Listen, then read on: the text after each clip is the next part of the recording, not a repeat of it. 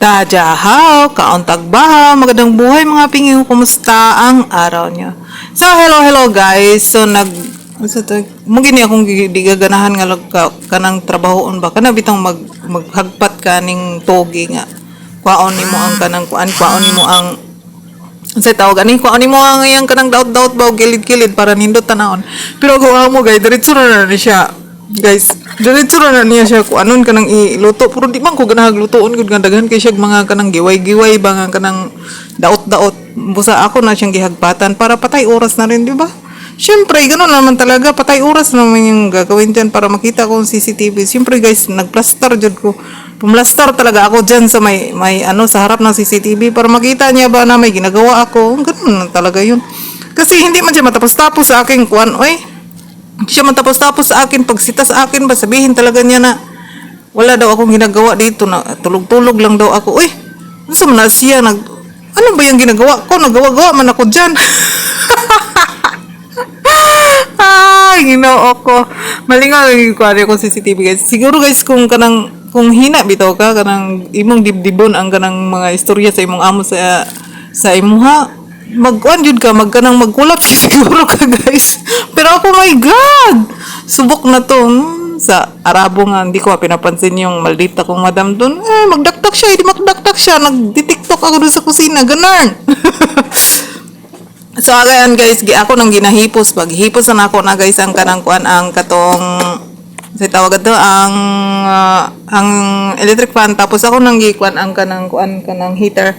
Fan heater ni Lolo kasi kailangan na kasi malamig na, nag-iimpisa na naman ng winter guys. So kinuha ko na rin pala yung yan, pinunas-punasan ko guys ba. So nahandahan ko lang ng pagpunas-punas diha ba kay ang basin makuha na po na mamatay na po na siya kaya nga luma na rin na hapit na rin na siya kuan murag kaedad pag din ni Lolo ba.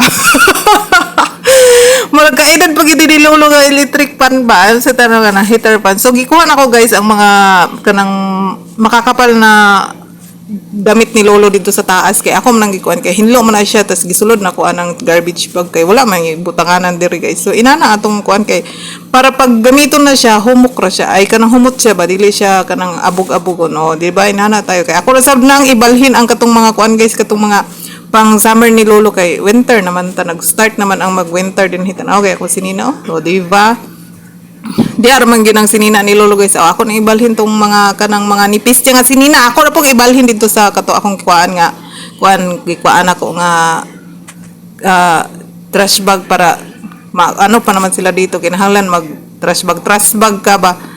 Oh, di ba guys? So, ayan na guys. Busy yan lang ang aking fag dito para makita ng CCTV ba na may ginagawa ako. Ay, naku. Di man gano'n ako mahahadlok sa CCTV. Uy, hiyaan ko lang talaga siya guys. Pag sinabi niya na naghigda-higda ako na, maghigda-higda na lang talaga ako, magliligid jud ko ba. Ay, ginoo, balingaw gid ko ari ako CCTV guys. Yan ang nangugat na siya nako guys, pero ako walang pakialam tiro sa akong lolo. Chill lang na akong lolo diha, wala pakialam sa kalibutan. So, ato ra man yun ang kinahanglan guys nga kanang enjoy lang nato atong life ba bara nang galantaw sa tuag ma-stress na siya basta kay ako. Happy life, TikTok gamay ana lang. So mao na yung merienda ni lolo guys, dala din sa akong amo. Oh, di ba? Mauna na siya kon akong hagpatan akong gipangitan ang grapes tapos ako na siyang i-blender unya para sa merienda ni Lolo. So dahil marami man ang prutas dito guys, so ting orange na pud siya. So busy na pud mi ni sa akong boss ani kay magtimbang-timbang na pud kog apil ani ang kuan kasi hapit na pud yun ang kanang Chinese New Year. New Year pa man sa ato ano. So, ang bilis talaga ng panahon, my goodness. I'm 1 year na naman di ko din sa Taiwan. Thank you so much Lord at nakaraos sa isang taon. Pero ang utang is hindi pa tapos. Pero laban lang. So guys, this is Darling Vlogs and thank you so much for watching. Bye-bye! Saijen! Wu I need dalaygon ang Diyos. Ingat po kayong lahat guys at naway na sa mabuti kayong kalagayan. Let's pray sa ating Pilipinas kung mahal na. Sana lahat po ng kung ano mang nangyayari ngayon sa Pilipinas ay God will bless and protect us. Amen. Bye-bye.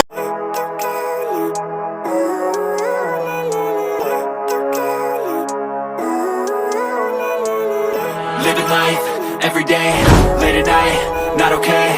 All I want, and I pray, all I need are some better days. Fuck me, I'm looking in the mirror, so foggy, but I've never seen clearer. I don't really think anyone can save me, and honestly I'm not really sure I want saving. I like to be my own worst enemy. There's no risk if you don't try at anything, so I'ma just keep buying everything. See you in the next life, have to be a better me. I don't think that my head's on straight.